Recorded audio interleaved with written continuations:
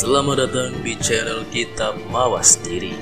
Jangan pernah lupa diri, dan jangan pernah lupakan dari mana kamu berasal. Dalam pembahasan di video kali ini, pengislaman Nusantara dan runtuhnya Majapahit bagian ketiga. Kubu Abangan, seorang ulama berdarah Majapahit yang lahir di Kadipaten Tuban, yang sangat dikenal di kalangan masyarakat Jawa, yaitu Sunan Kalijaga, mati-matian membendung gerakan militansi Islam. Beliau seringkali mengingatkan bahwasanya membangun akhlak lebih penting daripada mendirikan sebuah negara Islam. Sunan Kalijaga adalah putra Adipati Tuban, Arya Tejo. Adipati Arya Tejo adalah keturunan Senopati Agung Majapahit masa lampau, Adipati Arya Ranggalawe, yang berhasil memimpin pasukan Majapahit mengalahkan pasukan Tiongkok Mongolia yang hendak menguasai Jawa. Adipati Arya Ranggalawe adalah salah satu tangan kanan Raden Wijaya, pendiri kerajaan Majapahit. Adipati Arya Tejo berhasil diislamkan oleh Sunan Ampel. Bahkan kakak kandung beliau dinikahi Sunan Ampel. Dari pernikahan Sunan Ampel dengan kakak kandung Adipati Arya Tejo, lahirlah Sunan Bonang, Sunan Derajat, Sunan Lamongan, dan 5 putri yang lain. Para pengikut Sunan Giri yang tidak sepaham dengan para pengikut Sunan Kalijaga sering terlibat konflik-konflik terselubung. Di pihak Sunan Giri, banyak ulama yang bergabung seperti Sunan Derajat, Sunan Lamongan, Sunan Majagung, atau sekarang dikenal dengan Sunan Bejagung, Sunan Ngundung, dan putranya Sunan Kudus, dan masih banyak yang lain. Di pihak Sunan Kalijaga ada Sunan Muria, atau sekarang dikenal dengan nama Sunan Muria, Syekh Jangkung, Syekh Siti Jenar, dan lain-lain. Khusus mengenai Syekh Siti Jenar, atau juga disebut Sunan Kajenar, beliau adalah ulama murni yang menekuni spiritualitas. Beliau sangat-sangat tidak menyetujui gerakan kaum putih yang merencanakan berdirinya negara Islam Jawa. Pertikaian ini mencapai puncaknya ketika Syekh Siti Jenar menyatakan keluar dari Dewan Wali Songo. Syekh Siti Jenar menyatakan terpisah dari majelis ulama Jawa itu. Beliau tidak mengakui lagi Sunan Ampel sebagai seorang mufti. Di daerah Cirebon, Syekh Siti Jenar banyak memiliki pengikut. Manakala menjelang awal tahun 1478, Sunan Ampel wafat dan kedudukan mufti digantikan oleh Sunan Giri. Keberadaan Syekh Siti Jenar dianggap sangat membahayakan Islam. Semua dinamika ini terus diamati oleh intelijen Majapahit. Gerakan-gerakan militansi Islam mulai merebak di pesisir utara Jawa, mulai Gresik, Tuban, Demak, Cirebon, dan Banten. Para pejabat daerah telah mengirimkan laporan kepada Prabu Brawijaya, tapi Prabu Brawijaya tetap yakin semua masih di bawah kontrol beliau. Keturunan di Pengging. Pernikahan Dewi Anarawati dengan Prabu Brawijaya semakin dikukuhkan dengan diangkatnya Putri Campa ini sebagai permaisuri. Bisa dilihat jelas di sini, bila kelak Prabu Brawijaya wafat, maka yang akan menggantikannya sudah pasti putra dari seorang permaisuri, dan sang permaisuri beragama Islam. Dapat dipastikan Majapahit akan berubah menjadi negara Islam. Dari luar istana, Sunan Giri menyusun strategi memperkuat barisan militansi Islam. Dari dalam istana, Dewi Anarawati mempersiapkan rencana yang brilian. Jika Sunan Giri gagal merebut Majapahit dengan cara pemberontakan dari dalam istana, Majapahit sudah pasti bisa dikuasai oleh Dewi Anarawati. Bila rencana pertama gagal, rencana kedua masih bisa berjalan. Tapi ternyata apa yang diharapkan Dewi Anarawati menuai hambatan. Dari hasil perkawinannya dengan Prabu Brawijaya, lahirlah 3 orang anak yang sulung seorang putri, dinikahkan dengan Adipati Handayaningrat keempat, penguasa Kadipaten Pengging atau sekitar daerah Solo, Jawa Tengah sekarang. Putra kedua bernama Raden Lembu Peteng, berkuasa di Madura. Dan yang ketiga, Raden Gugur, masih kecil dan tinggal di istana. Kelak, Raden Gugur inilah yang terkenal dengan julukan Sunan Lawu, dipercaya sebagai penguasa mistik Gunung Lawu yang terletak di daerah Magetan hingga sekarang. Hambatan yang dituai Dewi Anarawati adalah putri sulungnya tidak tertarik memeluk Islam. Begitu juga dengan Raden Gugur, hanya Raden Lembu Peteng yang mau meluk Islam. Dari pernikahan putri sulung Dewi Anarawati dengan Adipati Handayaningrat keempat, lahirlah 2 orang putra, Kebo Kanigara dan Kebo Kenanga. Keduanya juga tidak tertarik memeluk Islam. Si sulung bahkan pergi meninggalkan kemewahan kadipaten dan menjadi seorang pertapa di Gunung Merapi atau di daerah Yogyakarta sekarang. Sampai sekarang, petilasan bekas pertapaan beliau masih ada dan berubah menjadi sebuah makam yang seringkali diziarahi. Otomatis, yang kelak menggantikan Adipati Handayaningrat keempat sebagai Adipati Pengging, bahkan juga jika Prabu Brawijaya mangkat, tak lain adalah adik Kebo Kanigara, yaitu Kebo Kenanga. Kelak, dia akan mendapatkan limpahan tahta Pengging maupun Majapahit. Inilah pewaris sah tahta Majapahit. Keno Kenongo lantas dikenal dengan nama Ki Ageng Pengging. Ki Ageng Pengging sangat akrab dengan Syekh Siti Jenar. Keduanya, yang satu beragama Siva Buddha dan yang satu beragama Islam, sama-sama tertarik mendalami spiritual murni. Mereka berdua seringkali berdiskusi tentang kebenaran sejati, dan hasilnya tidak ada perbedaan di antara Siva Buddha dan Islam. Namun kedekatan mereka ini disalahartikan oleh ulama-ulama radikal yang masih melihat kulit, masih melihat perbedaan. Syekh Siti Jenar dituduh mendekati Ki Ageng Pengging untuk mencari dukungan kekuatan. Dan konyolnya, Ki Ageng Pengging dikatakan sebagai murid Syekh Siti Jenar yang hendak melakukan pemberontakan ke Demak Bintara. Padahal Ki Ageng Pengging tidak tertarik dengan tahta.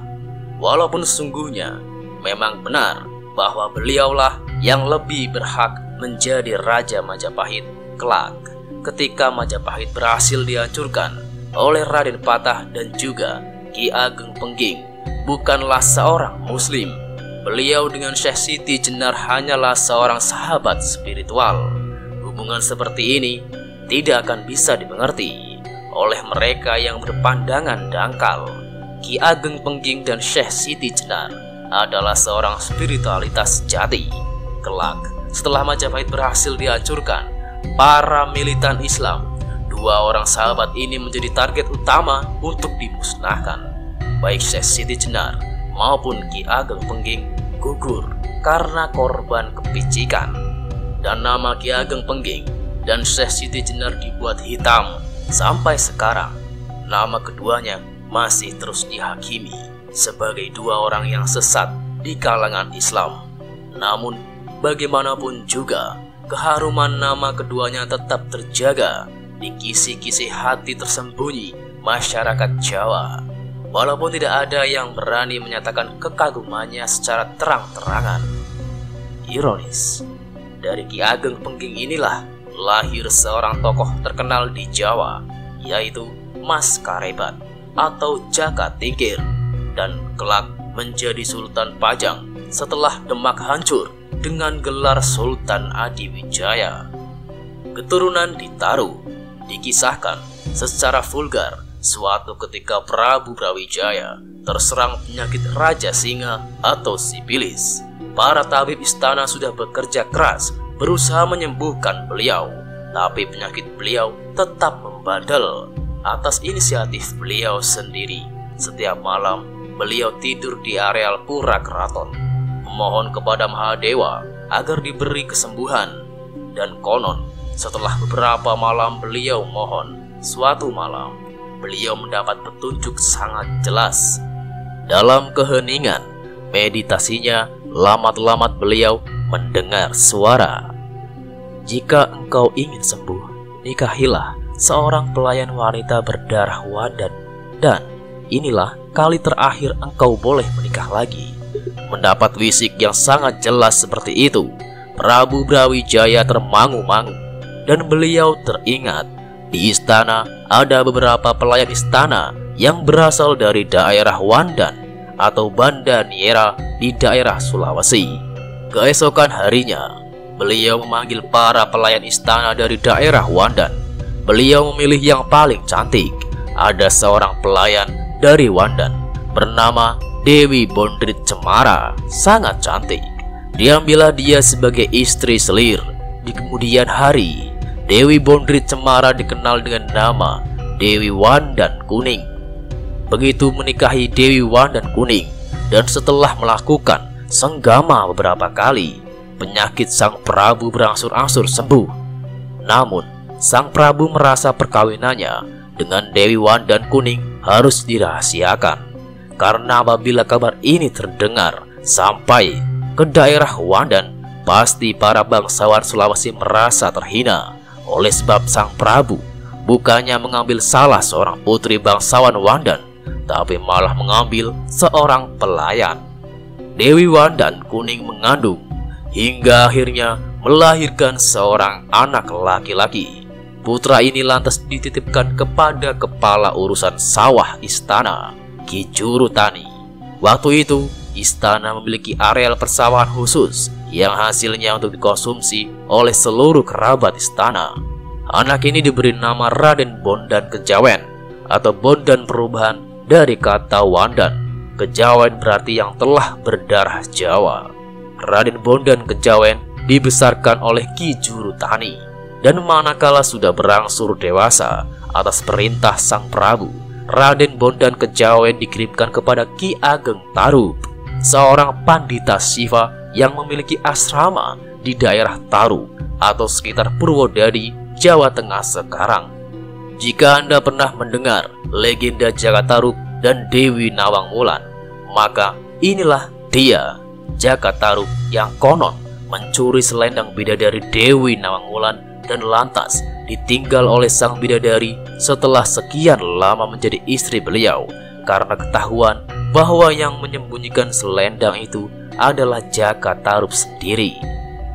Jakatarup inilah yang lantas dikenal dengan nama Ki Ageng Tarup. Menginjak dewasa, Raden Bondan Kejawen dinikahkan dengan Dewi Nawangsih, putri tunggal Ki Ageng Tarup, dan kelak Raden Bondan Kejawen bergelar Ki Ageng Tarup yang kedua. Dari hasil perkawinan Raden Bondan Kejawen dengan Dewi Nawangsih, lahirlah Raden Getas Pandowo. Dari Raden Getas Pandowo lahirlah Ki Ageng Sela yang hidup sejaman dengan Sultan Trenggana, Sultan Demak ketiga. Ki Ageng Sela inilah tokoh yang konon bisa memegang petir sehingga menggegerkan seluruh Kesultanan Demak. Sampai sekarang, nama Ki Ageng Sela terkenal di tengah masyarakat Jawa. Ki Ageng Sela inilah keturunan Tarup yang mulai beralih memeluk Islam. Beliau berguru kepada Sunan Kalijaga. Perpindahan agama ini berjalan dengan damai. Nama Islam beliau adalah Ki Ageng Abdul Rahman. Dari Ki Ageng Sela lahirlah Ki Ageng Mangenis Sela. Dari Ki Ageng Mangenis Sela lahirlah Ki Ageng Pamanahan. Dan dari Ki Ageng Pamanahan lahirlah Penambahan Senopati Ingalogo, tokoh terkenal pendiri dinasti Mataram Islam di kemudian hari. Pengislaman keturunan Raden Bondan Kejawen berlangsung dengan damai. Raden Patah, ingat, putri Cina Tan Engkian yang dinikahi Adipati Arya Damar di Palembang. Dari hasil pernikahan dengan Prabu Brawijaya, Tan Engkian memiliki seorang putra bernama Tang Anhuat, dikenal juga dengan nama Muslim Raden Hasan. Dari perkawinan Tang Engkian dengan Arya Damar sendiri, lahirlah seorang putra bernama Kinsan. dikenal dengan nama Muslim Raden Husain. Sejak kecil, Raden Hasan dan Raden Husain dididik secara Islam oleh ayahnya Arya Damar. Menjelang dewasa, Raden Hasan memohon izin kepada ibunya untuk pergi ke Jawa. Dia berkeinginan untuk bertemu dengan ayah kandungnya, Prabu Brawijaya. Tang Engkiang tidak bisa menghalangi keinginan putranya. Dari Palembang, Raden Hasan bertolak ke Jawa. Sampailah ia di pelabuhan Gresik yang ramai. Melihat keadaan Gresik yang hiruk-pikuk, Raden Hasan kagum. Dia bisa membayangkan bagaimana besarnya kekuasaan Majapahit. Menilik di Gresik banyak orang Muslim. Raden Hasan tertarik dan dengar-dengar ada pesantren besar di sana, pesantren Giri. Raden Hasan memutuskan untuk bertandang ke Giri. Bertemulah dia dengan Sunan Giri. Sunan Giri senang melihat kedatangan Raden Hasan setelah mengetahui dia adalah putra Prabu Brawijaya yang lahir di Palembang. Sunan Giri seketika melihat sebuah peluang besar. Di Giri, Raden Hasan memperdalam keislamannya. Di sana, Raden Hasan mulai tertarik dengan ide-ide kekhalifahan Islam dan militansi. Raden Hasan mulai terbentuk. Ada kesepakatan pemahaman antara Raden Hasan dengan Sunan Giri. Dari Sunan Giri, Raden Hasan memperoleh ide untuk meminta daerah otonomi khusus kepada ayahnya, Prabu Brawijaya. Bila disetujui, hendaknya Raden Patah memilih daerah di pesisir Jawa bagian tengah. Jika itu terwujud, keberadaan daerah otonomi di daerah pesisir utara Jawa bagian tengah akan menjadi penghubung pergerakan militan Islam dari Jawa Timur dan Jawa Barat di Cirebon. Cirebon kini tumbuh pesat sebagai pusat kegiatan Islam di bawah pimpinan Pangeran Cakrabuana, putra kandung Prabu Siliwangi, Raja Pajajaran, atau Sunan Gunung Jati atau Syarif Hidayatullah, belum datang dari Mesir ke Cirebon. Dia datang pada tahun 1475 Masehi. Pada bagian selanjutnya akan saya ceritakan. Setelah dirasa cukup, Raden Hasan melanjutkan perjalanan ke pesantren Ampel dengan diiringi beberapa santri Sunan Giri. Di sana dia disambut sukacita oleh Sunan Ampel. Di sana dia diberi nama baru oleh Sunan Ampel, yaitu Raden Abdul Fatah, yang lantas dikenal masyarakat Jawa dengan nama Raden Patah.